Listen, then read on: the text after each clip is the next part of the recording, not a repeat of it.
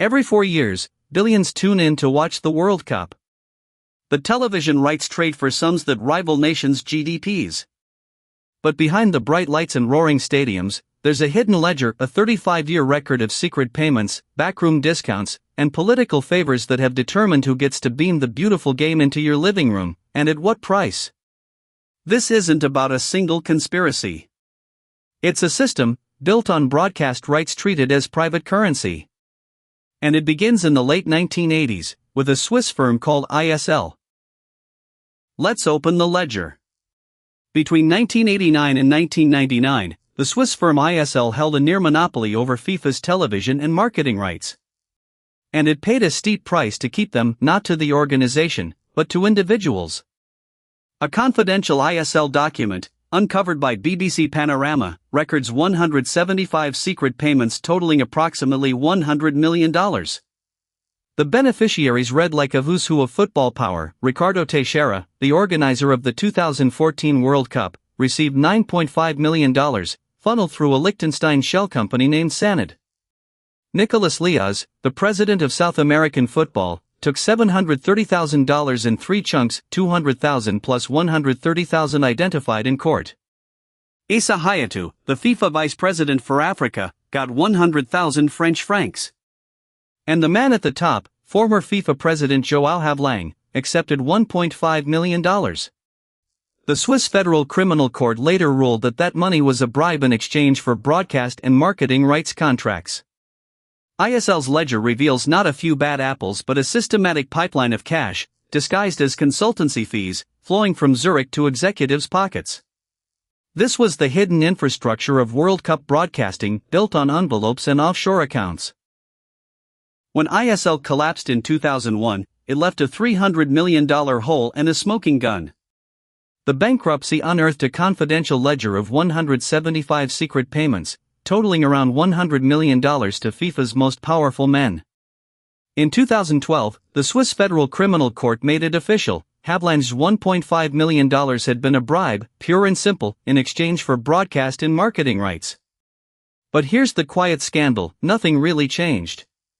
Teixeira, the man who pocketed $9.5 million through a Liechtenstein front, kept running Brazilian football until 2012. Leaz, who took $730,000 in 3 tidy installments, stayed atop South American football. Hayatou remained Africa's FIFA vice president. The ISL affair didn't trigger a cleanup, it merely codified a business model. Pay for access, stay loyal, and if the company goes bust, another will take its place. That model was about to be applied to the biggest prize yet, the hosting rights for the 2010 World Cup. FIFA's response was to pay lip service to reform while the same power brokers kept their seats. The failure to act after ISL emboldened a new generation of dealmakers who saw that broadcast rights could be a personal ATM, not just for cash, but for political capital. In 2010, the World Cup came to Africa for the first time, but the hosting rights were bought, not just earned. South Africa paid $10 million to disgraced FIFA Vice President Jack Warner and other committee members. The money was disguised as a diaspora legacy program, but U.S. investigators later confirmed it was a straight bribe. Chuck Blazer admitted that he and others took cash for the 1998 and 2010 World Cup votes. This wasn't an isolated incident, it was the broadcast rights playbook applied to hosting. The same officials who sold TV contracts also sold their votes. And the system learned a critical lesson: any FIFA asset, whether broadcast or tournament, could be commoditized. This pattern, broadcast and hosting rights traded as favors, became FIFA's unspoken operating system.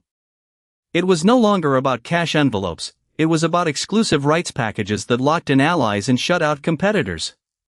When Fox later paid $480 million for the 2026 U.S. rights, a figure widely seen as half the market value, it smelled of the same backroom calculus. The currency had simply changed from cash to contracts.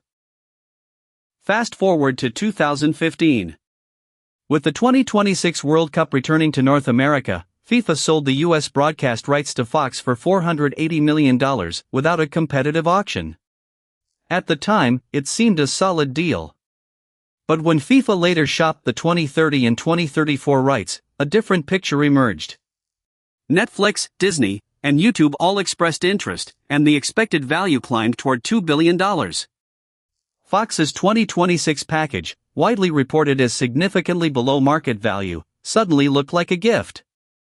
Was it a bribe? Not directly.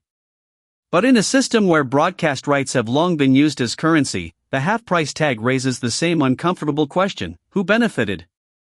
The deal was brokered under former FIFA president Sepp Blatter, a man who knew how to reward allies. Fox's parent company News Corp had strong ties to FIFA through its UK broadcasting subsidiary.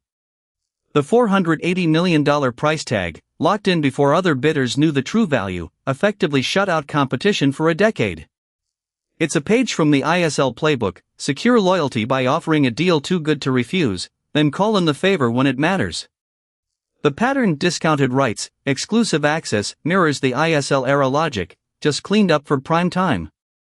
The 2026 tournament is projected to generate $13 billion overall, making it the most profitable in history, yet the US rights were sold at a bargain. If the Fox deal was an old-school favor, the DAZN deal is its modern heir. In 2024, DAZN agreed to pay $1 billion for the 2025 FIFA Club World Cup, a new 32-team tournament championed by Gianni Infantino. The event is untested, some top clubs have threatened to boycott, and no broadcaster had ever valued such a competition at anything close to $1 billion. But Infantino needed a signature win to justify his expanded format, and DAZN's commitment gave it instant credibility. Critics immediately flagged a quid pro quo. DAZN, backed by billionaire Len Blavatnik, has been chasing a foothold in global football. Paying a sum that dwarfs market value secured a strategic ally, and potentially, future World Cup rights. The deal sent shockwaves. It was triple any previous club tournament fee, with no guaranteed audience. Infantino got validation, DAZN got a seat at the table. The losers? Clubs pressured into participation and fans facing yet another subscription. Once again, broadcast rights became a bargaining chip, not a market transaction. The real cost, just like ISL's bribes, gets absorbed by the game, with inflated fees trickling up to executives, not down to grassroots football. Through it all, FIFA's coffers keep swelling. In the 2019 to 2022 cycle, total revenue reached $5.8 billion, yielding a net surplus of $1.2 billion and cash reserves of $3.9 billion. Broadcast rights alone made up 47% of income in the previous cycle, according to FIFA's annual reports. The 2026 World Cup is projected to smash records with $13 billion in revenue. This isn't accidental. FIFA has perfected the art of packaging national pride and global attention into exclusive, opaque contracts, then leveraging that exclusivity to extract maximum or sometimes suspiciously low values from broadcasters, depending on the relationship. The hidden ledger is no longer a physical document in a Swiss office, it's embedded in the very structure of rights allocation. When a broadcaster gets a discount, it's a favor that can be called in later. When a new tournament like the Club World Cup secures a $1 billion deal, it creates a new asset class for insiders. The fans, the players, the grassroots, they never see the balance sheet. But the money circulates, quietly shaping the sport's future, one undervalued or overvalued contract at a time. So who really profited from World Cup TV? It's not the sponsors, not the players, not the fans.